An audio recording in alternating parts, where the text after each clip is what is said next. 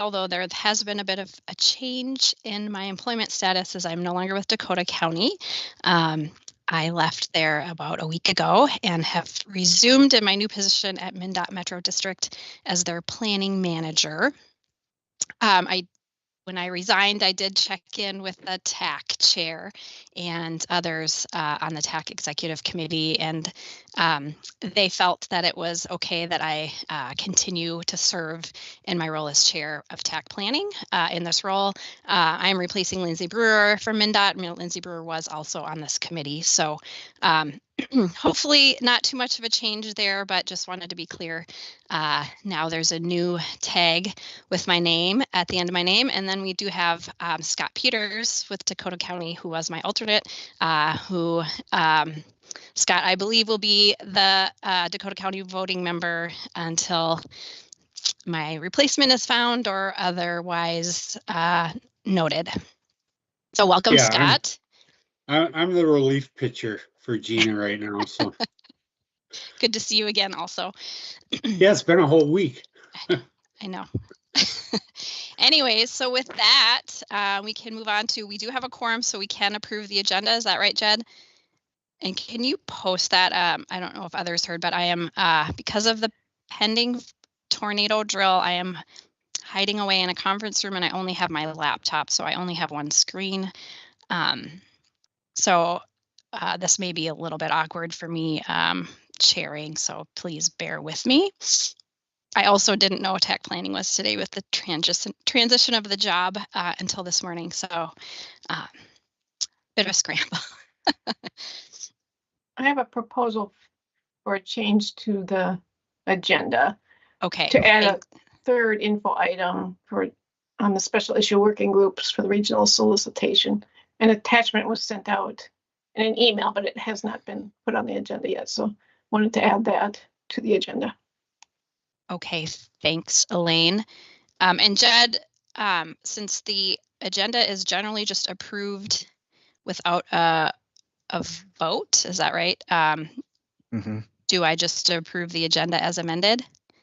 Call for any changes to the agenda, and if none, then yes, it is approved. Okay. Any changes to the agenda as proposed? Okay, seeing none, we will approve the agenda as amended. And then, Jed, is there any way you can share the just agenda on the screen? I see it in the chat there, but okay, thank you. All right, so the next item is to approve the March 13, 2025 TAC Planning minutes. Hopefully everybody had a chance to review those.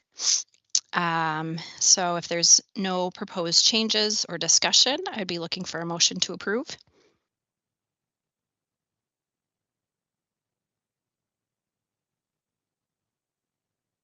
This is Terry Dill. I can make a motion to approve.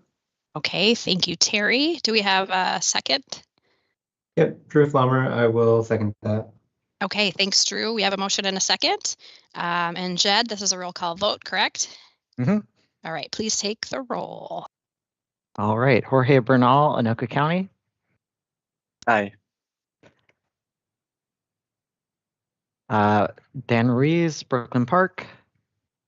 Drew Flummer, Carver County. Aye. Charlie Howley Chanhassen is absent. Scott Peters, Dakota County. Abstain. Or what? Aye, if you want that. As an abstention is fine. Okay. Dan Patterson, Hennepin County. Aye. Bridget Reef, Metropolitan Airports Commission. Patrick Boylan, Met Council Community Development. Joe Barbeau, Met Council MTS. Aye. Patrick Haney, Metro Transit. Aye. Bria Fast, City of Minneapolis is absent. Gina Minico, MnDOT. Aye. Innocent AO, Pollution Control Agency. Kevin Roggenbuck, Ramsey County. Aye. Anton Jervy, City of St. Paul is absent. Terry Dill, Scott County. Aye. Matt Fighton, Suburban Transit. Elaine Katsukos, Tab Coordinator. Aye. Sarah Allen, Washington County. Chris I'll Hartzell would. abstain. Oh, thank you. And then Chris Hartzell, Woodbury. Abstain. Chair, there were 9 yeses and 3 abstentions. Motion carries. Thank you. The next item on the agenda is any public comment on committee business. Jed, did we have anyone sign up, or is there anyone online? We did not have anyone sign up to provide public comments. Okay, thank you.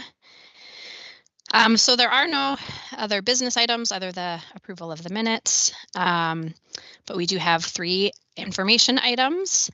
The first one is a 2050 Transportation Policy Plan Amendment.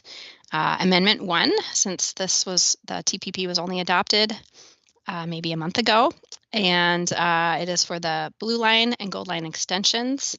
And Bradley, are you going to be kind of kicking off the presentation, or one of the other presenters on the list? Yep, I'll be starting us off so I can share my screen. Okay, great. I'll kick it over to you then.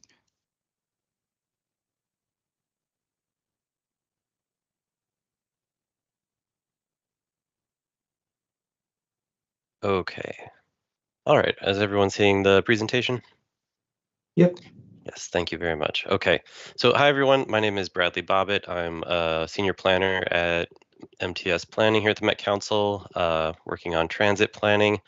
I'll be introducing this info item about our first TPP amendment for the Blue Line extension and Gold Line extension, and then handing it off to project staff to give background on the projects. This is leading up to another item that will come to this group next month, which will be an action item releasing the amendment for public comment period. And this will be our first stop on the series of action items to do that.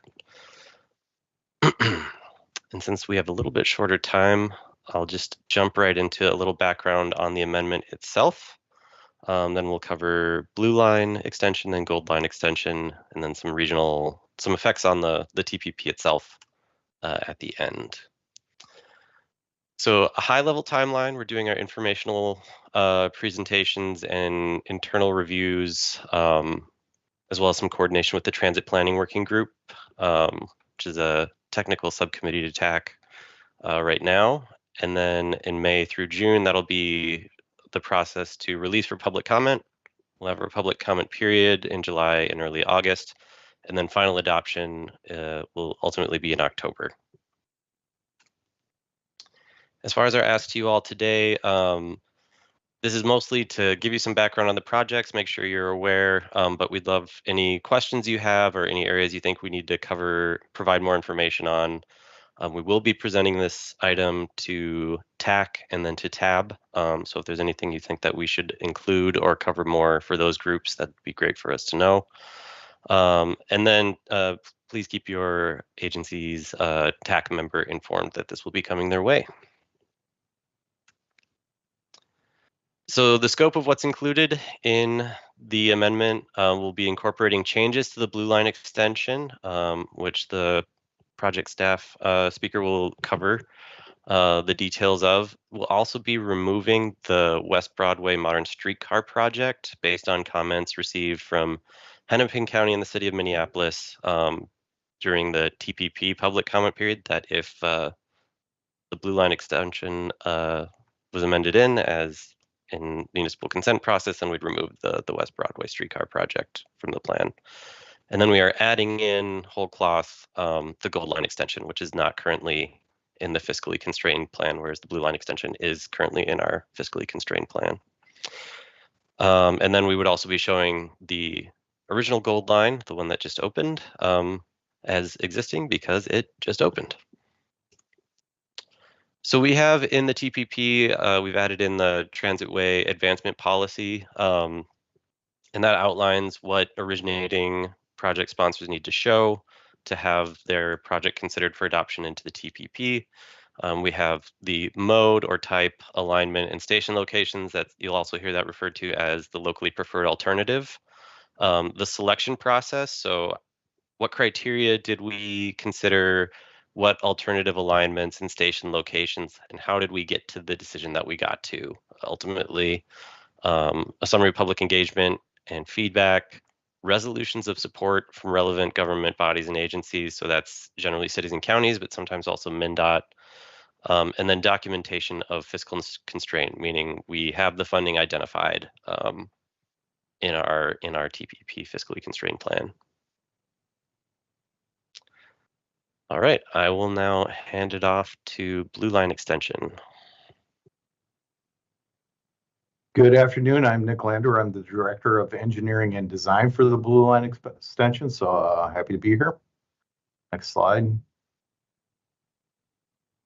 So Blue Line Extension is a light rail project, 13.4 miles of track alignment, 13 new stations along the alignment, and the project connects Minneapolis, Robbinsdale, Crystal, and Brooklyn Park. So this is a extension of the existing Blue Line that runs from Mall of America through the airport and into downtown Minneapolis. So once this is built, this will become the Blue Line, you know, and part of it. So we talk about single seat rides.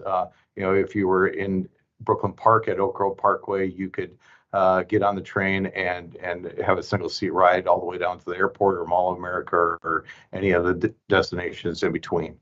The project right now is really focusing on building community prosperity. We want to make sure that we're focusing on anti-displacement strategies, anti-displacement working groups that we have with the project, so we can support the existing communities before construction, during construction, and after construction of the project. So it's a key element of our project. Timeline for it right now is we are going through our environmental impact statements, our final environmental impact statements. So that is in for review for legal completeness, and hopefully by the end of this summer, but the summer that we have a published FEIS, and we are working towards our record of decision on the project with the feds. We are also in design right now, so at about a 60% stage, and we plan to be in design on the project through 2026. Major construction for the project, this will be at least 4 years of construction along the alignment, not in one place, but throughout the alignment.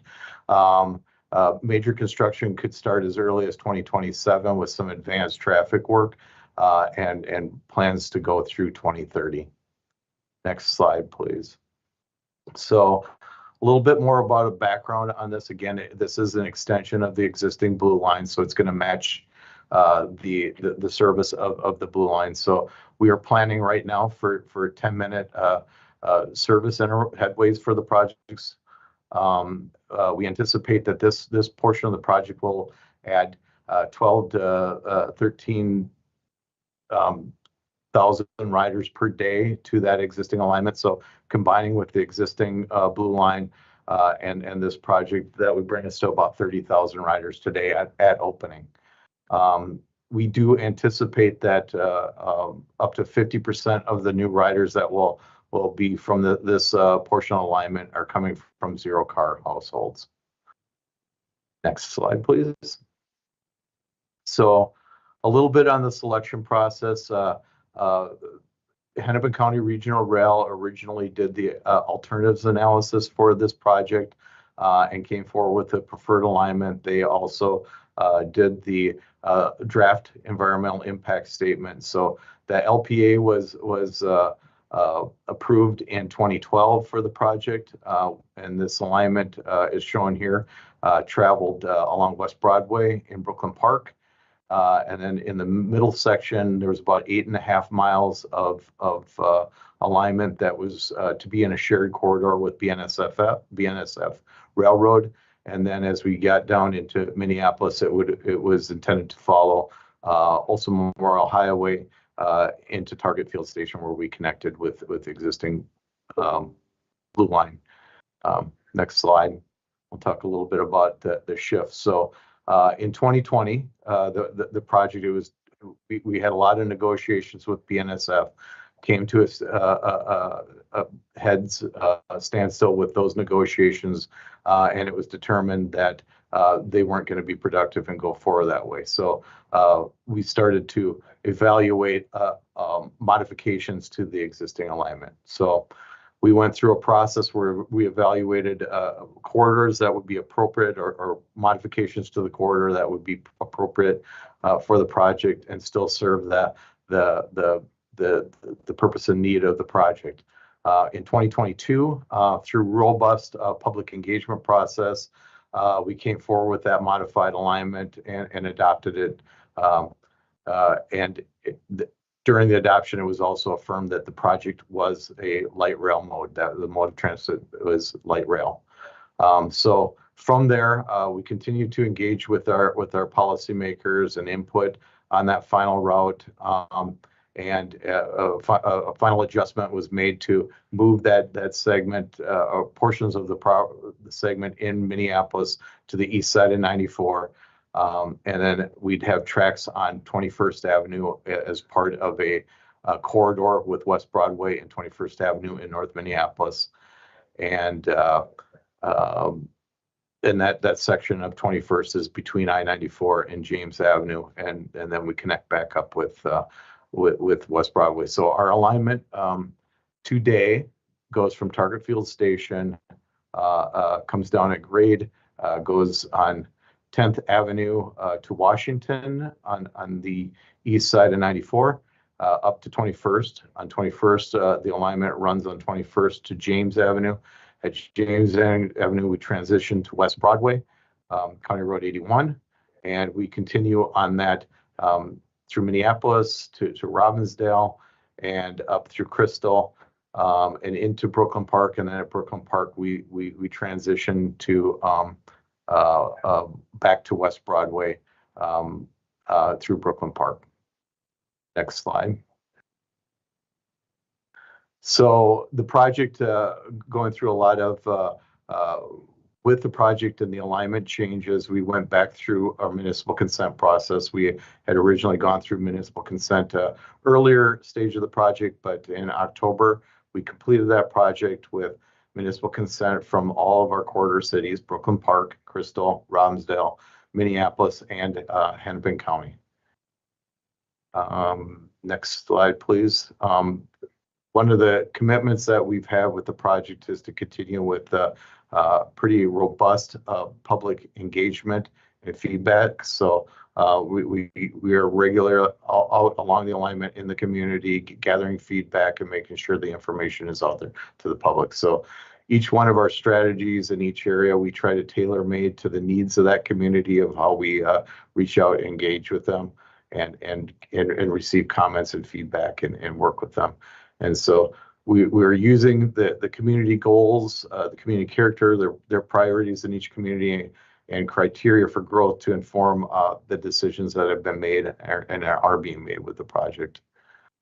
Next slide, please.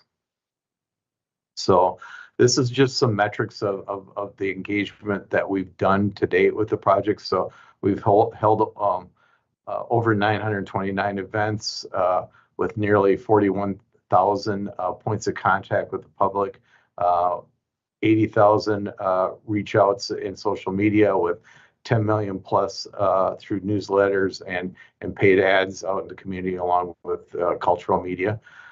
We've had multiple surveys with the project and had approximately or over 7,000 survey responses and written comments.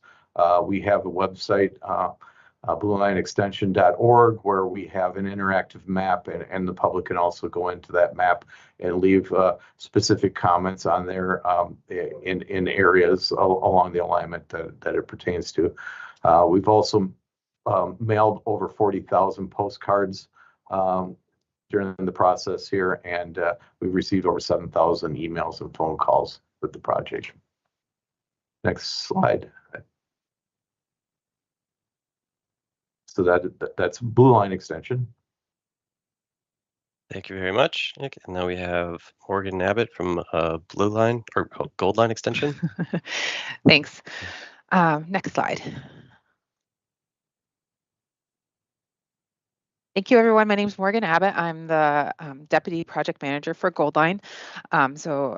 As Bradley said, Goldline opened almost 3 weeks ago on March 22nd, connecting the cities of Woodbury, Oakdale, Landfall, Maplewood, and St. Paul with our terminus in Woodbury, and then downtown St. Paul at the Smith Ramp close to Xcel Energy Center. So we are now looking at an extension to extend the project west into downtown Minneapolis. And provide fast, frequent all-day service across the metro system. We're proposing 2 new stations, one at Snelling and one downtown Minneapolis by the US Bank Stadium. And then we'll need to add additional buses. Construction is anticipated to start in 2026 through 2027 with a capital budget of $25 million and an anticipated annual operating budget of $12 million, both of which are coming out of Metro Transit's capital budget. So next slide. So our outreach with the with this extension primarily happened through adjacent projects. So MnDOT Rethinking 94 Transit Study and the Metro Transit Network Now outreach. A lot of the feedback that we got requested or commented on the desire for faster travel times in between the 2 downtowns, reliable, convenient, frequent. Existing route that we have is the Route 94, which goes between the 2 downtowns. So that outreach, that the feedback we got was to expand that service within the Network Now feedback. Next slide.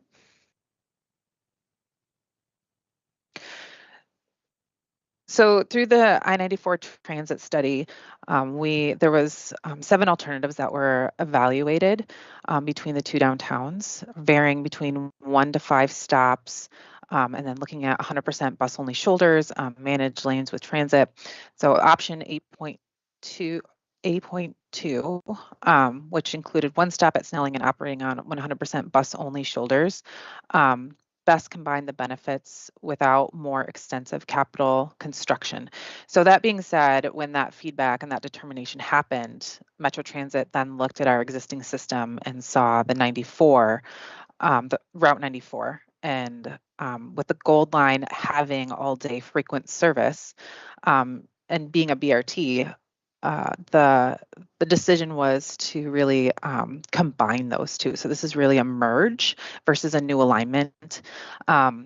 So we're looking at taking the Gold Line and the success with Gold Line and merging it in with the Route 94 with the all-day service between the 2 downtowns. Unfortunately, we don't have 100% bus-only shoulders in between the 2 downtowns. Primarily, the area between 280 and downtown currently does not have bus shoulder. So we're working with MnDOT to see if we can, in the future, get that added on. And additionally, the 94 runs downtown Minneapolis on 6th and 7th.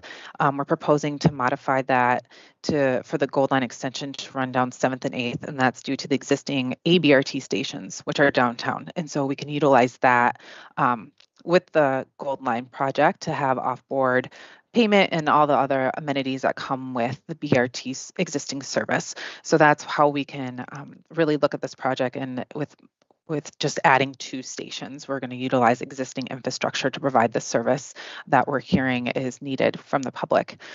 Next slide.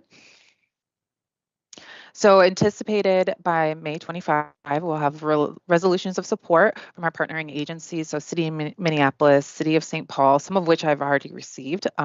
Hennepin County, Ramsey County, Washington County is not.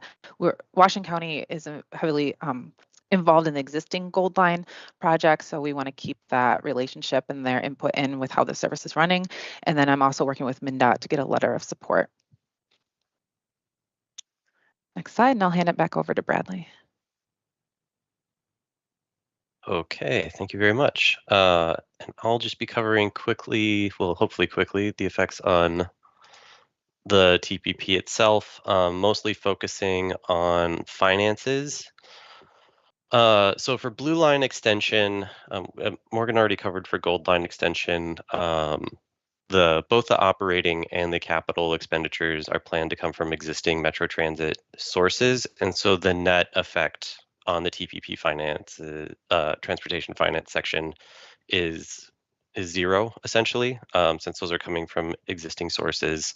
For blue line extension, kind of the top line figures, we have 1.6 billion identified funding in the current TPP from federal, state, and local sources that anticipates having 753 million in funding from federal sources through New Start's CIG grant. For the amendment, that's adding almost 1.7 billion in additional costs.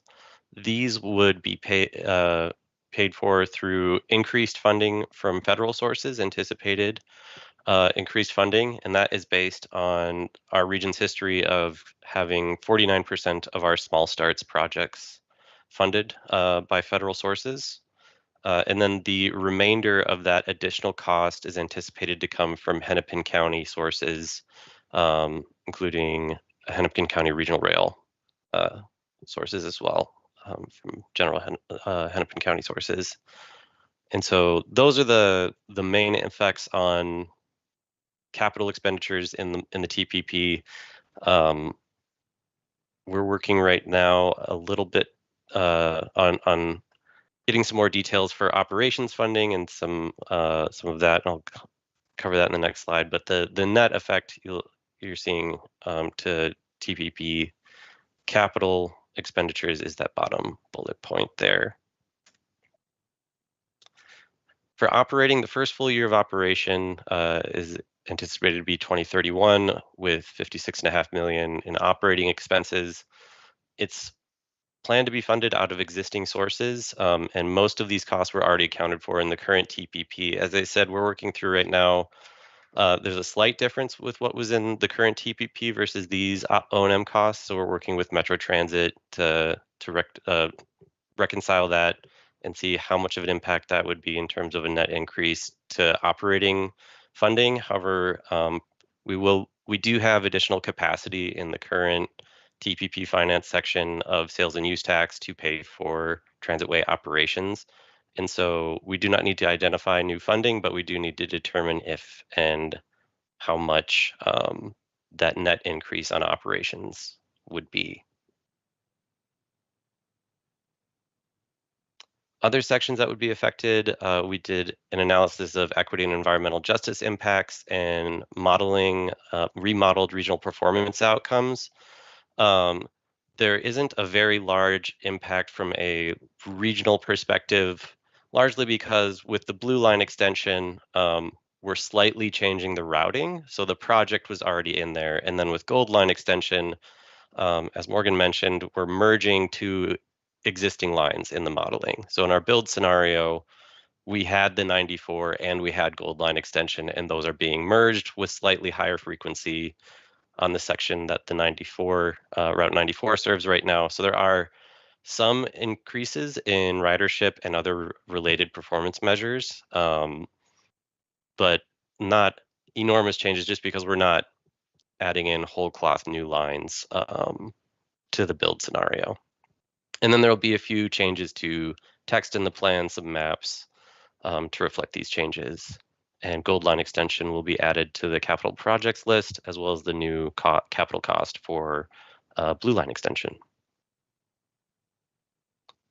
In terms of schedule, here's a detailed calendar of when we're expecting to come back or present and come back to this group, as well as other groups. We covered at a high level at the start. I guess, so the thing to note for this group is May 8th is when we would be coming back for an action item. And our presentation to TAC, to keep your TAC member informed, for this info item is May 7th, so one day apart. And we will stay in for questions. And I can go back to any slide that anyone needs. Okay, thanks, Bradley, Nick, and Morgan. Does anyone on the committee have any questions or comments? Kevin, go ahead. Thank you, Madam Chair. Just wanted to ask, there's a lot of additional money being put into the Blue Line extension. Did that affect the project's rating? Is it still rated at least a medium, or has it changed? Thanks. Madam Chair, we are currently pulling together our federal eligibility or paperwork right now, but our assumption right now, our preliminary run through of everything is that we stay a medium or higher on the project. So still a high ranked good project. So this is we are preparing our federal new starts application for this fall right now as we speak.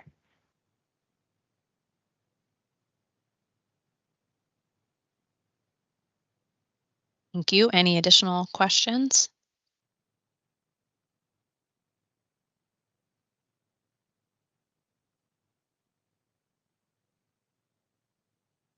I guess maybe I have one. I don't know how this works. In the past, when we've had transit ways that we put in the plan where we haven't received the full funding, full federal grant agreement yet, how does that work if those funds do not come through? Does it remain in the plan, in the fiscally constrained plan, or until there is funding, or how can somebody just walk me through that process? Yeah, thank you, Chair, for the question. I'll try to tackle it, and I don't know if if I'm off, maybe the project staff can help me out. And we are in a bit of a unique situation right now. I don't think that's necessarily happened before, but transitways are adopted into the plan before they have their full federal funding agreement, a grant agreement. We have a multi-step process where planning is started generally at the counties, so but not always, as in the case of Gold Line Extension. And then once an LPA is adopted by that project originator, it gets considered for adoption into the TPP. So these are generally getting adopted into the plan before they have full funding agreement, and then there's a development process after that. I don't know if that answers your question. It does, yes, thank you. Okay. I just know there's a lot of uncertainty, as everybody is aware, about federal funding these days, so I just wasn't sure how we handle that. Thank you, Chair. I'll address that part too. The understanding right now is if the 49% anticipated federal share doesn't come through at 49%, the remainder would be paid according to state law, which is to say that would come from Hennepin County, and they are aware of that. Thank you. Any additional comments or questions from the committee?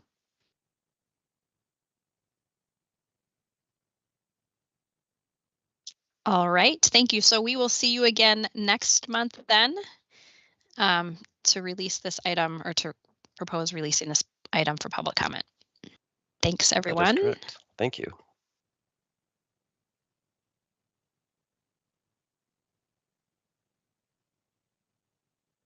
So we will move on to the next information item, which is the regional solicitation evaluation. And sorry, I can't quite read that on my little screen. Too small. So if somebody wants to help me out, Steve, are you taking this one? Yeah. Okay. Yep. Come on. I've got old eyes and a small computer right now, so. Yeah, both are troublesome, yeah. Yeah, thanks, Madam Chair and members. Joined here today by Molly Stewart, project manager from SRF Consulting. And we've been going to the various groups, committees to talk about the structure and the application structure for a potential 2026 regional solicitation. Jed mentioned at the outset of this meeting, he did email out the special issue working groups, of which many of you are on. So that's kind of nice to have that at your fingertips to see who's on those committees. Many people here are on that. And so we did want to have a discussion today. And so on the small type that I had on the screen at the beginning was on the agenda. Those are the discussion prompts. So the three questions really we want to get at here today, and this is on one of the slides at the end, but do you have any technical questions or concerns about the proposed regional solicitation structure? Do you have any comments you'd like to pass on to the Policymaker Working Group in the tab? And are there other key technical questions or topic areas that the special issue working groups should tackle? And I've had really good discussions, and we'll talk about some of the feedback at both TAC and funding and programming. And I think with that, I'll turn it over to Molly. All right, thanks, Steve. So thanks for being here today. We're going to give you a little update on where things are at with the regional solicitation evaluation. I think we were last in front of this group back in February, so some of this information might be a little refresher, but some hopefully is new for many of you. So go to the next slide.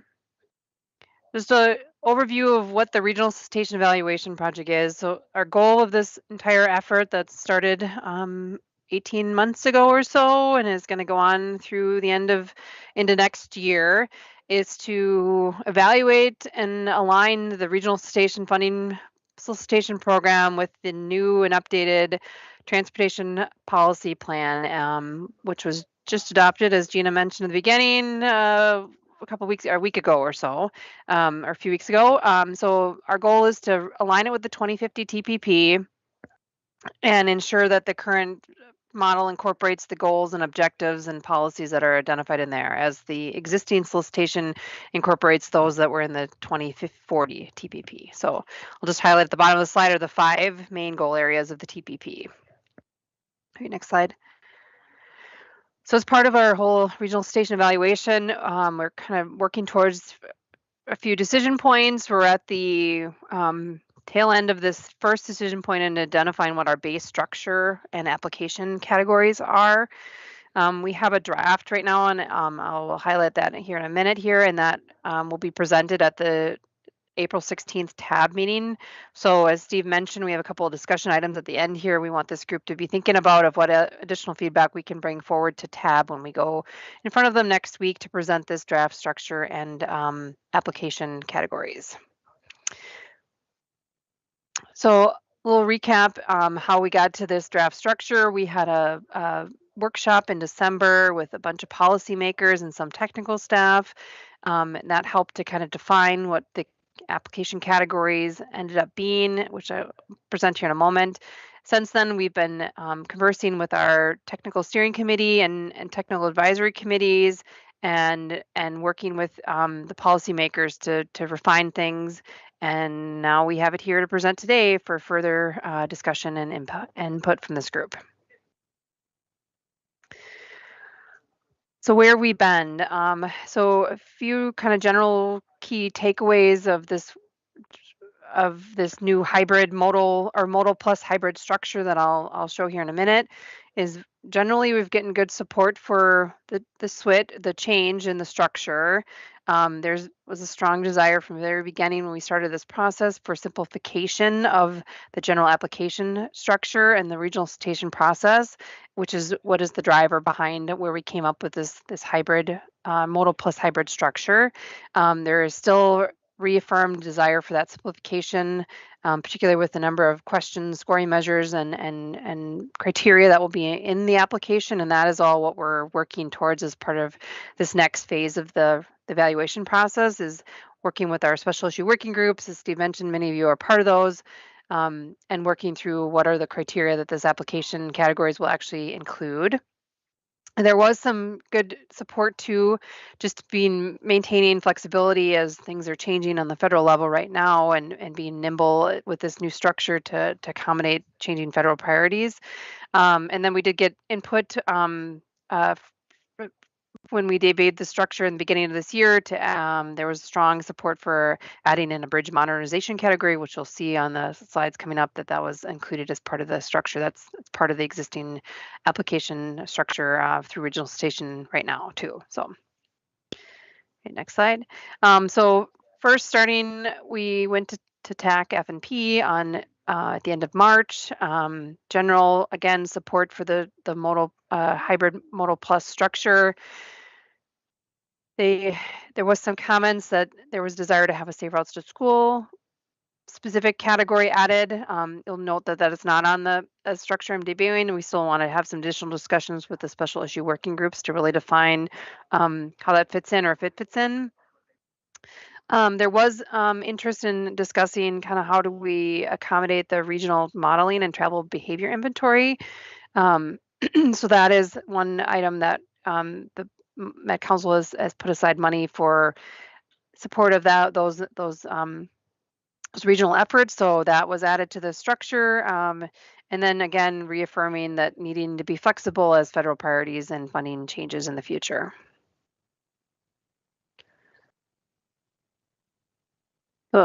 We also presented at the TAC meeting then at the beginning of April. Similar kind of takeaways were support for the modal plus hybrid structure. Wanted a little bit of kind of rewording of the application categories, a lot of discussion about, more of the details, the funding mins and maximums of the application categories. Again, that's conversations that we're hoping to have with the special issue working groups coming up here in the coming months, and many of those TAC members will be a part of those discussions. So so it's good that we'll be able to continue those conversations.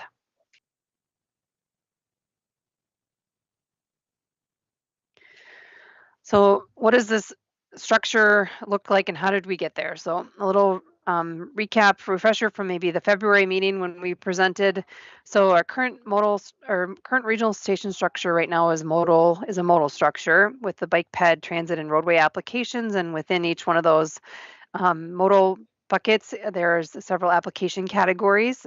The big reason for switching away from this and going towards this hybrid modal plus structure is how do we accommodate different priorities? So there's been desire of incorporating priorities like EV charging or travel demand management, and there isn't really a clear where do these fit in the current structure because they're not necessarily modal focused.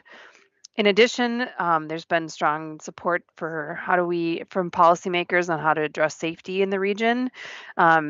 As part of the current solicitation structure, there's a spot mobility category under the roadway category, but it wasn't maybe as clearly defined as it is in this modal plus hybrid structure that I'll show here in a moment. So taking as that modal structure as kind of a base, what we did was pull out some of these regional priorities of having a separate category, the environment category that would address EV charging infrastructure, TDM, stormwater improvements, maybe flood mitigation type projects that fall under that goal area. And then in addition, if you want to go to the next slide, pulling out specific safety focus projects under that safety goal area. So kind of mirroring an application category similar to what the Highway Safety Improvement Program is with that MnDOT has, and having a proactive and a reactive safety bucket to really focus our funding on furthering projects that improve safety within the region. And in addition, as I mentioned, still allowing a bucket of money or a category for the regional data priorities, so the regional modeling, travel behavior, inventory, et cetera.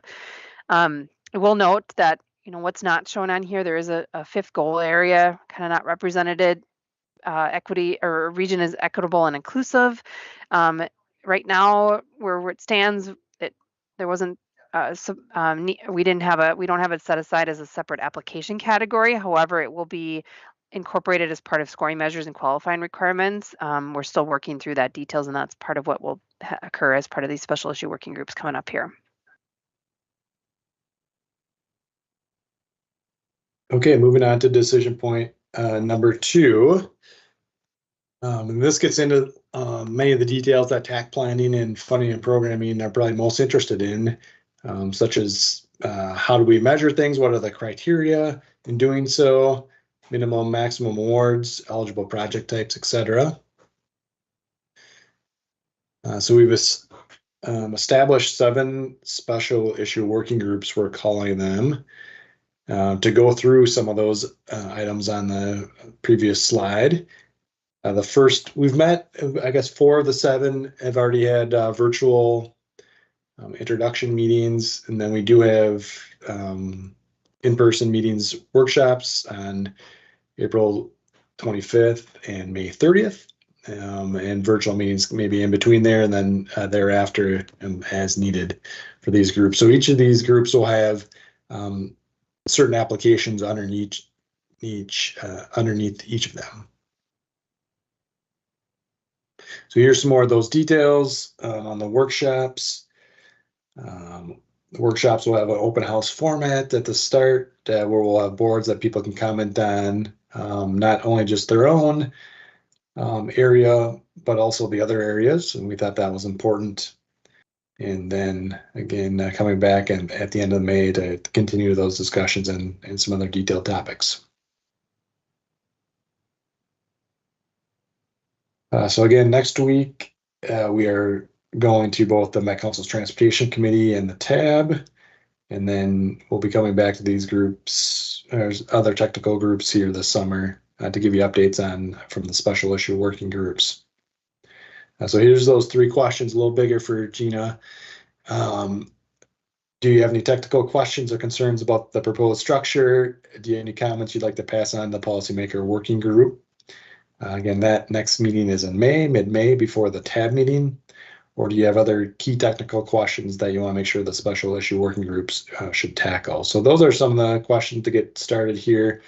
We did purposely want to come to TAC Planning for this topic area because we thought the general structure and the measures is both those items are really, there's some good expertise at TAC Planning. So I wanted to make sure to, again, bring it here for some discussion. So, Madam Chair, I think I'll turn it back to you at this time and see if people have any comments or questions that they want to ask either about the structure or the special issue working groups. Okay, thanks, Steve and Molly. Anyone on the committee have any questions or comments to start?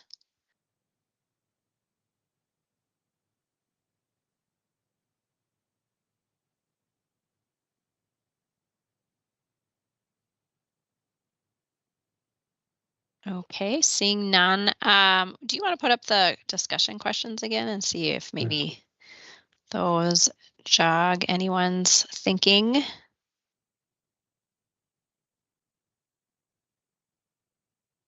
just hyped up this group, Madam Chair. Everybody's hunkering down in their basements. Yeah, I think so. I hear the tornado testing going on in my house here, so sirens going off.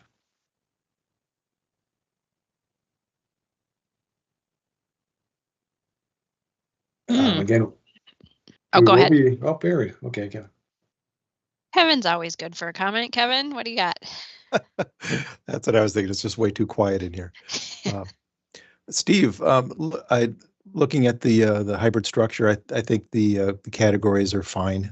Just a question about any preconceived ideas about how funds would be distributed within these different categories. So is there for example, within the bike pedestrian category, is RBTN a higher priority than local bike networks, gaps and barriers and other things like that? Are you looking to fund more RBTN projects with those funds and fewer local bike projects, et cetera? Is there anything in this list that's a higher priority than others?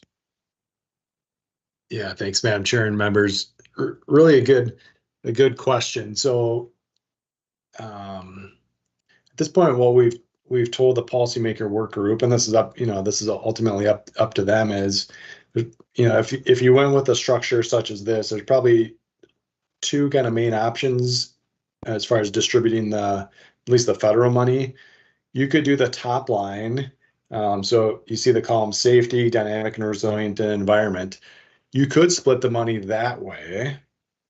Or you could split it like we always have by mode, but just with the inclusion of safety and the environment. So in that case, you'd have 5 different buckets of funding to split it between. So, that's the initial talks. We've kind of said, well, these might be the 2 obvious options that you have. Within that, we haven't got any indication from policymakers that one one of these is more important than the others, although depending on how much money they put towards them, you could see that. The other kind of next key recommendation, April 28th, is the next active transportation working group. And if you look at the bike ped column, what we're going to be asking that group is, how would you like to split out the federal dollars that are going to bike ped investments versus the regional sales tax dollars that are going towards similar type investments? Do you want to do it like bigger projects get one source, smaller projects get another source, kind of like we did with the last regional solicitation cycle? Or do you want to take these 4 categories right here and say, these 2 or 3 are going to be funded with one source, these 2 or 3 are going to be funded with another, with federal versus active transportation?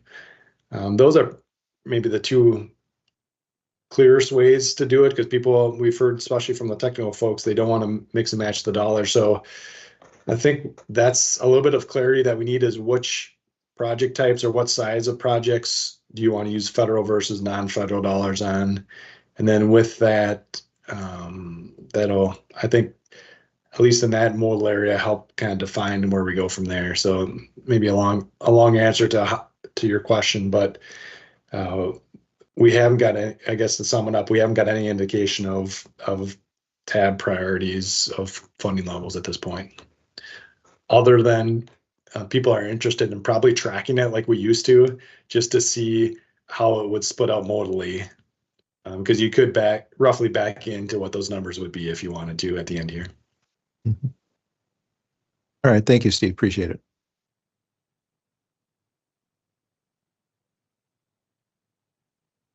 And at the last active transportation work group, that's where they added the non-infrastructure category, and Molly maybe touched on that briefly. And that would be things like planning, quick build, demonstration type projects. And so for MnDOT state aid, their active transportation dollars, they do have a category of capital versus non-infrastructure. And so it'd be similar to that. So that needs a little bit more definition, but I imagine that one in particular probably would be best to use the regional sales tax dollars on versus the federalize those types of projects. But that's another thing we need clarity on. That would just be my hunch from that meeting. So. And Steve, is it the active, just the decision-making structure on that? Is that the active transportation committee that will make that recommendation? Or will it come through the work groups or tab? Yeah, we're hoping at that meeting on April 28th, which is open to anyone to listen to, that they will make a recommendation. That recommendation would either go to the Policymaker Working Group, kind of as a subcommittee sitting underneath that, or directly to the tab. But ultimately, it's the tab's money from the sales tax dollars, and so they would need to, I could foresee kind of a series of votes on this and other related topics on what they want to do with active transportation.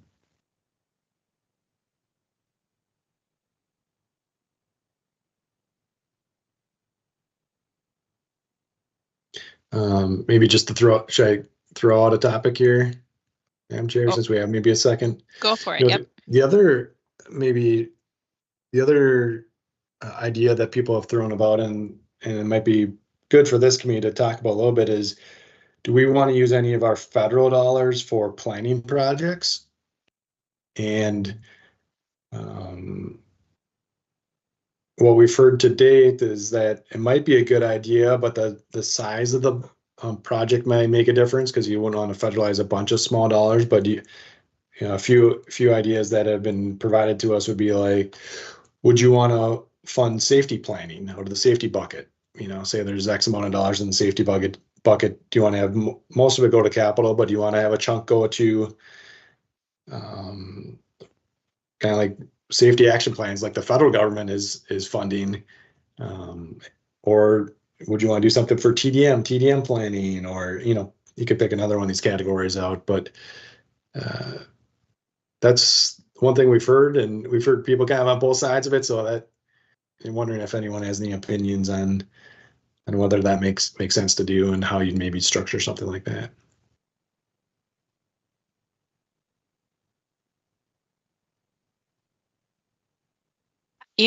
I'll just add, I don't know from first hand because I have never run a planning study with federal dollars. There's probably people on this committee who have. I do know we had talked about it at Dakota County. We received some congressionally directed spending a couple years ago that we had requested for preliminary engineering of a project. And so I know in our initial conversations with federal aid, they were, pretty clear that it is more difficult to, there's a reason that MnDOT typically uses federal funds on capital projects only.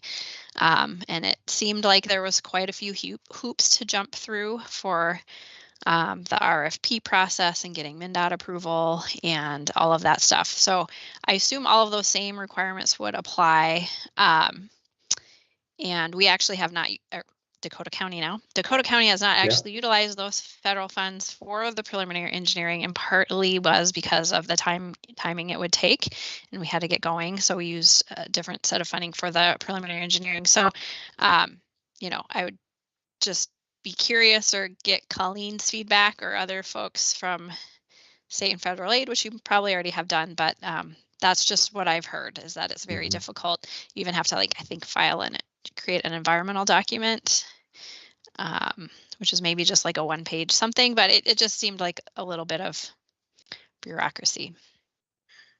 Yeah, and that's maybe why we received some of the comments on the size to make it worth it.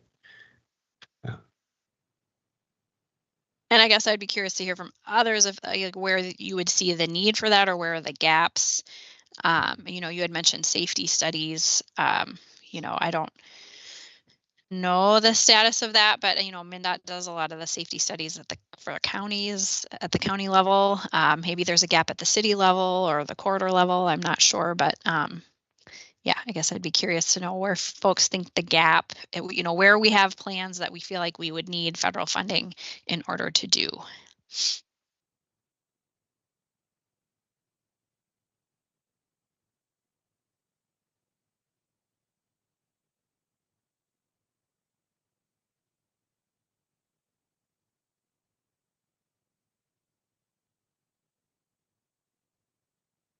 Maybe a tough question too, but on the safety side, I imagine most of that would go towards cities or specific corridors that had high needs coming out of the regional safety action plan. The next item on the agenda here, we have so that's where something like a safety planning would come from,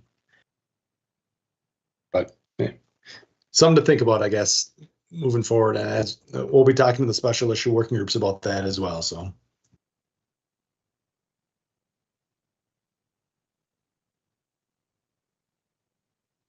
All right, I'm not seeing anyone jumping up. Is there anything more you wanted to try to get feedback on from the committee? I know we added the special work groups as kind of an additional agenda item. Do you feel like you got enough feedback on that, or in addition to the agenda?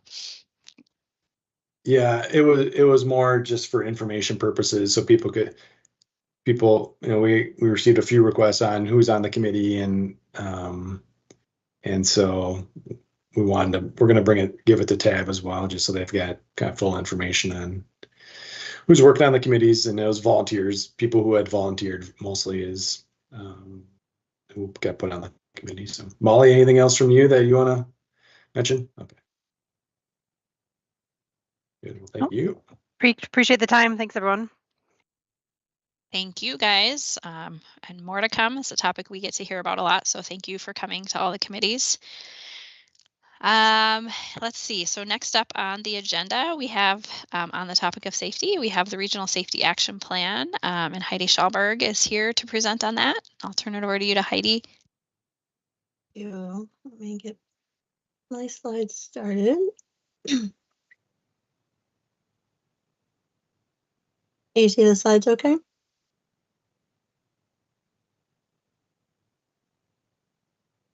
Well, good afternoon, everyone. I'm Heidi Schallberg, Planning Analyst at MTS, and as Project Manager for the Regional Safety Action Plan that we just wrapped up earlier at the beginning of this year. You may remember before we did this one, a few years ago, we did a Regional Pedestrian Safety Action Plan that started with pedestrians as kind of the most vulnerable and as a higher priority for the region. So this project is a follow-up to that.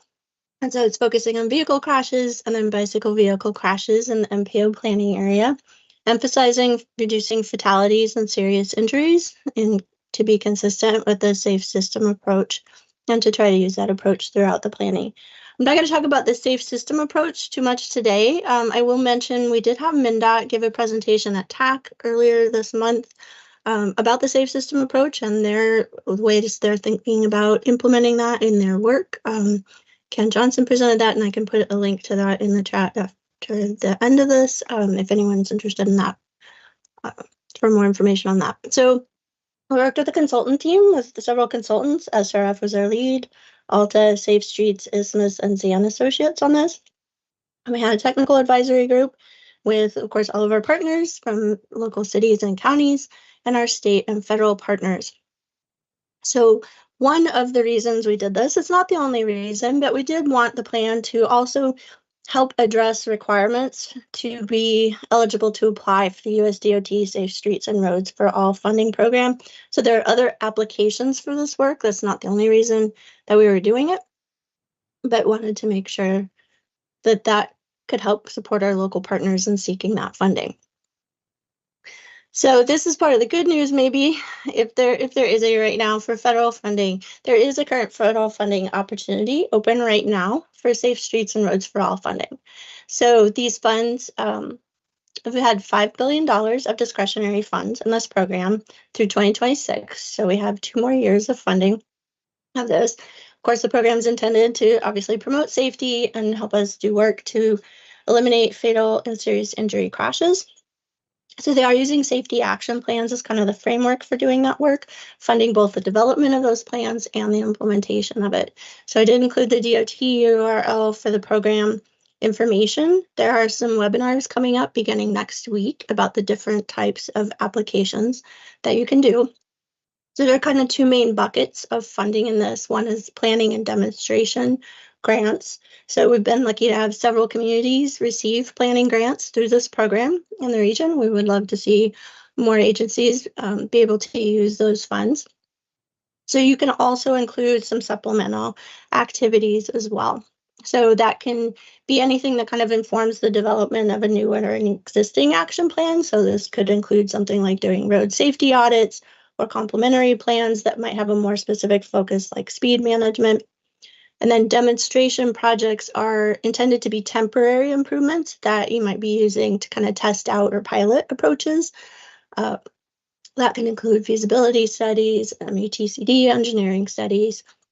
And then the implementation work is for those more permanent infrastructure treatments. And you can also do other work on behavioral or operational safety strategies as well.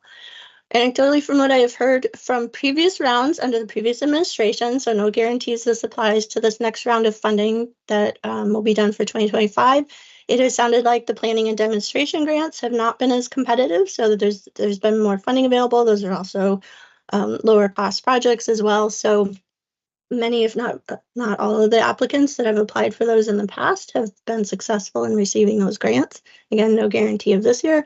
And then the implementation ones have been a little bit more competitive, where it may take applicants more than one application to be successful in those. And we do have 2 communities that have received implementation grants as well. So I will mention we do have a project webpage that I have linked at the end of this. There is a checklist to kind of clarify a plan's eligibility to meet the Safe Streets and Roads for All eligibility requirements. And so we will have ours up shortly. You can use up to 3 documents for that eligibility. So for our plan, this plan, the pedestrian one, we're also using the transportation policy plan to address some of those eligibility requirements. So if a local community was interested in using the MPO plan, to be able to apply for additional funds, that will all be outlined in that checklist that we'll have up. So just really briefly, some of the elements I'll talk about that we did in this work, as I mentioned, we worked with a technical advisory group, did public engagement, just kind of the basic state of the practice review initially to see what others were doing, trend summaries, and then the next two are kind of the ones I'll talk a little bit more about more intensively. Some of the data analysis that we did was identifying high injury streets by mode throughout the region, and then doing some systemic crash risk index analysis. We also did a crash rate analysis, which was a request we had from a local partner when we were scoping out the project. We've identified from those analyses what the top 25 corridors are in the region for each of the type of analyses and mode. And then we've also done lists by county, and then higher level countermeasures, toolkit, and programmatic recommendations. So some of the other ways we'd like to see this work be applied, in addition to supporting applications for Safe Streets and Roads for All funding. One obvious application could be to influence the regional solicitation. So as Steve has discussed, we have that evaluation process in place. We'd also like to see it potentially provide support for local planning and investments. So if local planning has not been done, that's more specifically focused on planning, this work could help inform some of that, or inform projects that are being scoped that may not have a primary safety goal. They may be being done for other reasons, but some of this work may point to work that should be included in some of that. And then would also just kind of help us track how we're doing throughout the region. As you are well aware from hearing our presentation, every year when we have fairly required safety targets that we are tracking how many people are dying and being seriously injured from traffic crashes. And so maybe additional work to just kind of monitor how we're using our investments regionally to help move safety forward. So on the public engagement part, this was kind of a twofold approach for this project. The first part was we basically did a survey with our partner agencies that were involved, because y'all are already doing a lot and hearing a lot from residents when you're doing your work on the facilities that you own and manage. And so we tried to summarize what we were able to hear from what was submitted to us from local partners, as well as other engagement that had been happening from other Met Council projects, such as the TPP and other related engagement. And then in addition, we had some specific engagement done for this project, working with Zan Associates. And so some of that was working with community-based groups, trying to look at organizations that may have had a broader regional focus rather than being specifically tied to a geography.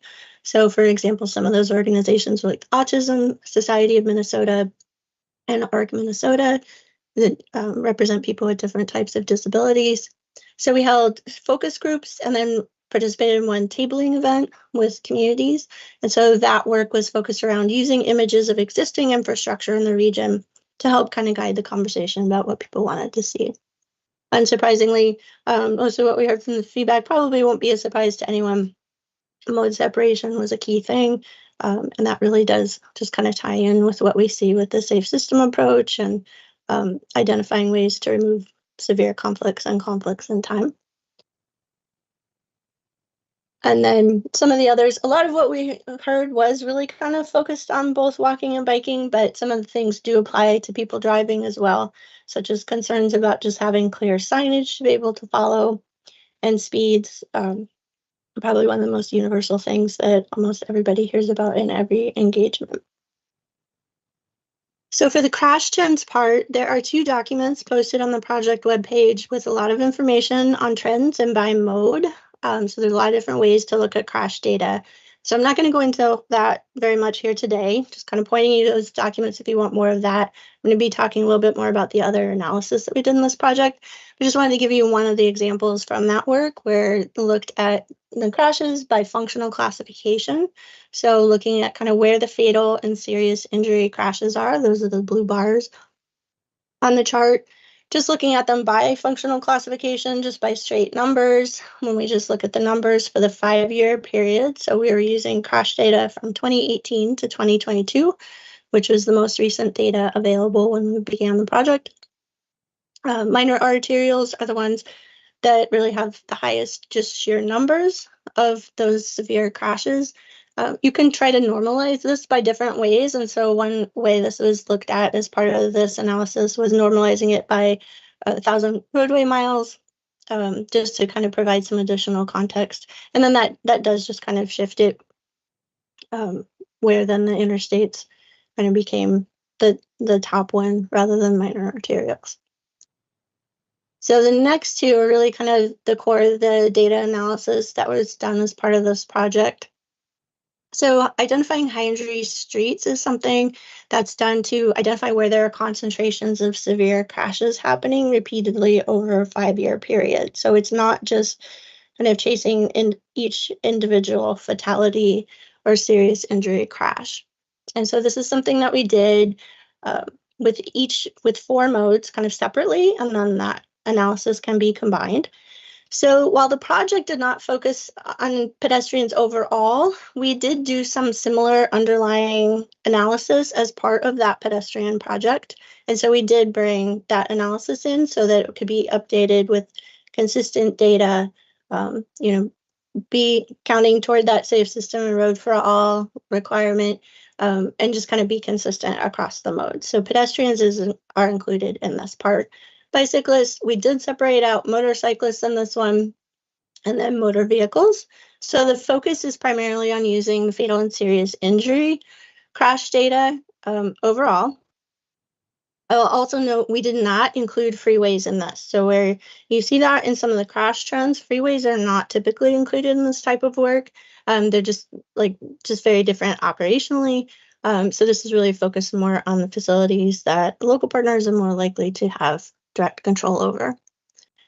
So we did include minor crashes for the 3 categories, basically everybody outside motor vehicles, pedestrians, bicyclists, and motorcyclists. We did look at including that for motor vehicles, but it just overwhelms the analysis and is not a useful exercise. So they were included for these other 3 modes, just, in some part because of the lower numbers overall. Basically, when you're doing this analysis, what you're doing is it's referred to as a sliding windows analysis, but basically you're taking mile segments over the network, kind of looking at counting how many severe crashes you have in that, and kind of inching along the network doing that analysis. So you're getting a rolling density of severe crashes by mode. You're then using thresholds to kind of determine if a segment is on the high injury network or not. And so one other thing I'll mention, so I know Minneapolis has had a high injury streets identification for quite a while. And I know we have a lot of partners that are working on their individual plans. And so it's not going to necessarily match a local identification exactly the same, right? Because we're doing this at a regional scale. So it may use different years of crash data than other analysis, different thresholds. But do just kind of want to mention having this doesn't preclude the use of local ones as well. Excuse me. So the results of this analysis, when we're kind of looking at the thresholds at play, what this identification shows that almost 31% of the fatal and serious injury crashes in our region are happening under just 2% of our regional network. So that's really kind of a overrepresentation of those severe crashes on a smaller set of our roadways. So this is one way where it's if we want to take a look at addressing some of the safety issues, this is kind of an equivalent of a big red flag saying we could start here and look at this, basically 2% of the network. So this is just kind of showing how the thresholds we used are different by mode. You kind of generally don't go below 7. We went to 5 on bicyclists. This is also something similar that MnDOT did in their statewide analysis for their vulnerable road user safety assessment. We looked at geography as well, and for most of the modes, that wasn't really something that really made a difference. But when it came to the pedestrian crashes, we did have 2 different thresholds for that. So when we're looking at pedestrian crashes, a lot more of those are happening in kind of the urban center communities like Minneapolis, St. Paul, and then the inner ring suburbs like Richfield or Columbia Heights. And so we use the Thrive community designations for urban center, and then all of the other the non-urban center communities to set different thresholds to make sure that we weren't having one kind of overwhelm the other at the expense of not representing all of the context within the region. And the second type of analysis that we did with this, so the high injury streets are looking at where crashes have already happened, right? This is just purely, we've had a fatal or serious injury crash here or a minor injury crash. But that's not the only way to try to address safety work. So there are more proactive ways to try to do that and look at it systemically. So with this project, we did what we're referring to as a crash risk index analysis. This is where we're identifying road segments that share risk characteristics. So the crash history is used to help identify what those risk characteristics are. And so for us, it ended up, as it commonly is in many places, number of lanes, AADT, and posted speed limits. I'll also just note this part of the analysis did not include pedestrian crashes. It could be applied to that. I'll talk about that in a minute. But so this was just focused on the vehicle and the bike crashes. So this was just kind of the process overall with this. And with both this and the high injury streets work, we have more technical documentation online on the project webpage too that goes into more detail on this if you're really into that. But just kind of in short, it's kind of applying that context to where the crashes were to kind of understand what the risks were, doing that comparison and calculating risks for different segments. And just to kind of show you what this looks like, we'll have an interactive map where you'll be able to zoom in on this too. Right now, we've got the static one to show. We've got a little bit of work left to do to kind of clean up from the project files to get that in a publishable format, but should have that up soon and we can send that out once that's available. Kind of probably unsurprisingly for bicyclists, a lot of the risks were showing up on the larger arterial and collector roads where we were seeing posted speeds over 30 miles an hour, AADTs over 9,000 and 3 or more vehicle lanes. I'll note, so we did not do this analysis for pedestrians. We did a different type of proactive analysis as part of that safety plan work. But the bicyclist layer could be used as an application for pedestrians with the addition of proximity to transit stops, which was really one of the key risk factors that we found from the previous analysis for pedestrians. So for drivers, we did not have as many of those larger roads with the higher scores for motor vehicles, just kind of comparing that to bicyclists. And I'll also mention the online map. Also another kind of request that we had from a local partner when we were scoping this project was to also take a look at crash rates. So we'll have a crash rate analysis that will also be available on that, where it's looked at roads with higher number of crashes compared to volumes. So from this analysis that we've done, we then kind of took that one and compared, kind of what the scores were and identified the top 25 for the region for the high injury streets, and then did that for the proactive analysis as well. So we could kind of say if we wanted to start somewhere, where would that be? So this work is just kind of a snapshot in time based on this data. So we understand some communities may already have work planned for some of the corridors that are identified on these lists, and that's great, right? Like that's ultimately what we want to see, because we want to see that work happen so that people can get home safely.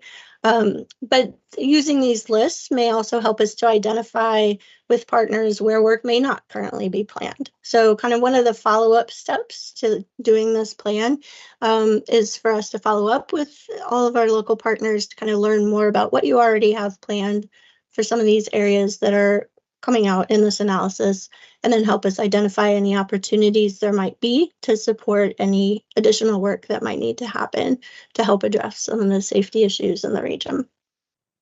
So we also did lists by each county then too, excuse me, up to 10 for each type of analysis. So there'd be a list of the reactive analysis and the proactive analysis. Not every county had up to 10 locations, just kind of based on the data. And I'll also mention the county lists are based on geography. So just literally if it's in the county. So it's not based on road ownership. So there may be state-owned roads, county-owned roads, and city-owned roads in all of those. Then the countermeasures toolkit. So this study did not get to the level of, we recommend these specific countermeasures at these specific locations. So this is just kind of a higher level resource for countermeasures that are primarily focused on infrastructure. There are other strategies and initiatives, and many of those are included in like NHTSA's countermeasures that work.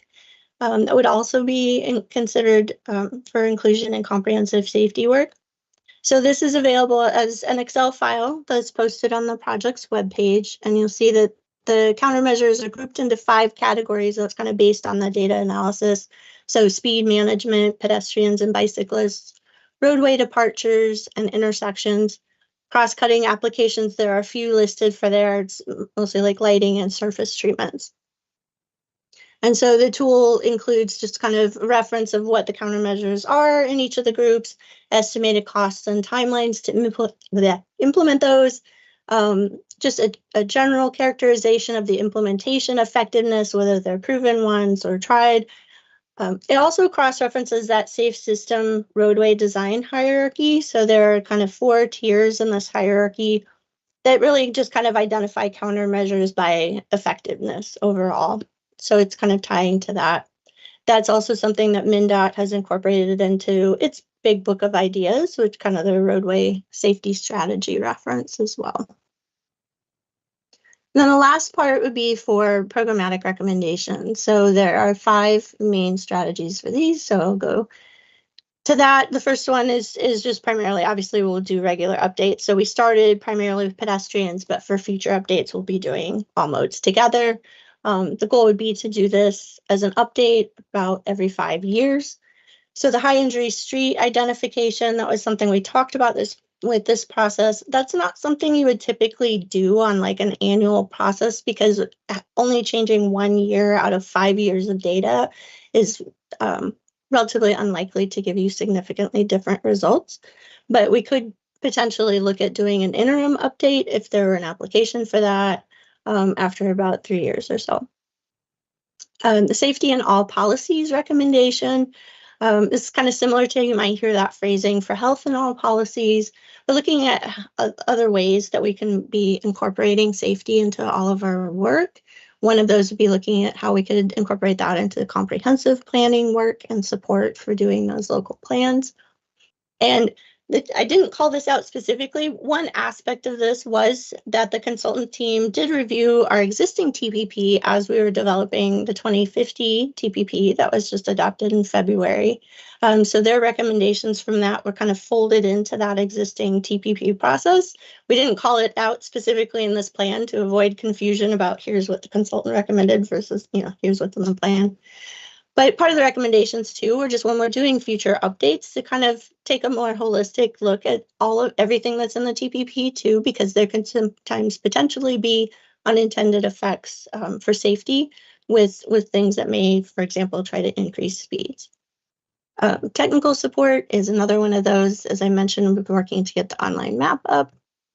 And then the remaining 2 could be kind of categorized as both applying to funding. So prioritizing safety and funding. I mean, this is something we're hearing from all of our partners at basically every level, both policy and technical levels. And so there's some different recommendations. Some may be able to be applied potentially in this regional solicitation evaluation process that's underway for the next application cycle in 2026. But other of these recommendations would not be done in time for that, would be for later years. So kind of more medium term timeline. So again, one of those is the safe system design hierarchy is already something MnDOT's kind of incorporated into some of its documents. There may be some immediate applications that we could look at for that, but there may also be some future work in developing more regional guidance for that. Evaluating all of the funding processes, and then some of the others. As Steve mentioned earlier, one of those that we've heard from partners is it to look at if there are opportunities to fund or otherwise support local safety planning work.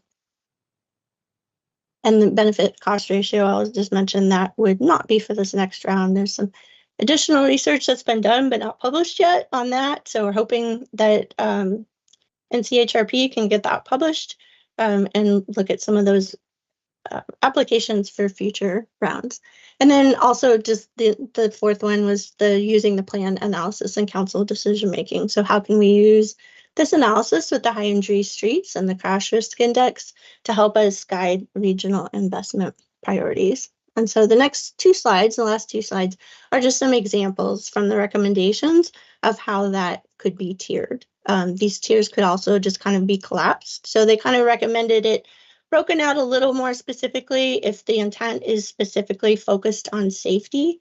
So we could start with those top 25 and then go to the high injury streets, look at the county lists, and then look at the more proactive.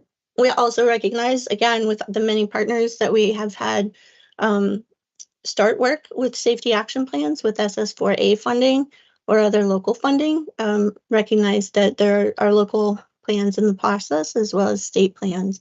And so to look for ways to be including those priorities as well. And then just the other example, like, for example, a category that's maybe not primarily focused on safety, those could be collapsed to different degrees. So with that, that is kind of a quick overview of the project overall. The QR code goes to the webpage where we have all of these files posted.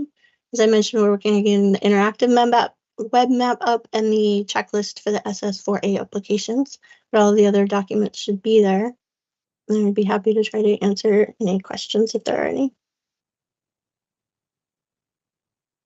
Thanks, Heidi. It's a lot of good information. Any committee members have any questions or comments?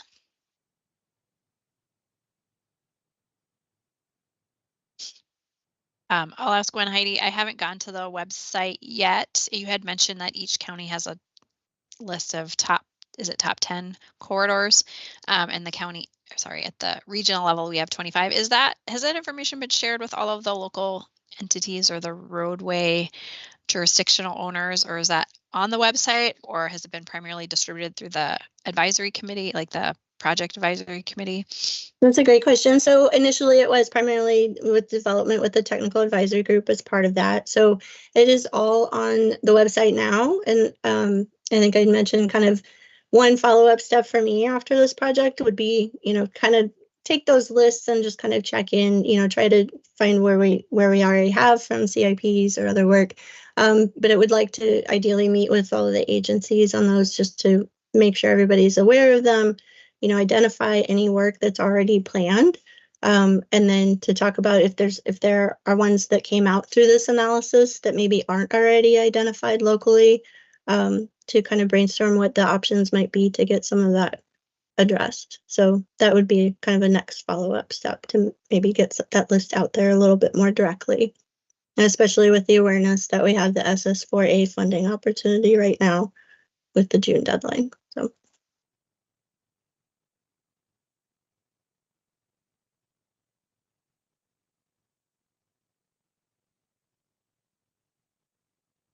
Any other questions or comments?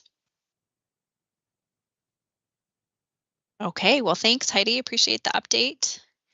Thank you. I do have a second screen now, so I can look at the agenda again. I think that was our last information item. And so does any committee member have any other business to mention, or anyone from Met Council staff? Okay, seeing none. We do anticipate, Jed, meeting next month, right? I saw we had one item coming up with the TPP amendment. Yes. So we can plan on meeting in May. Mm-hmm. Okay. So seeing no additional comments, I will adjourn the meeting.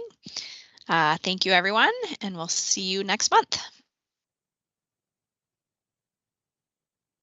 Thank you.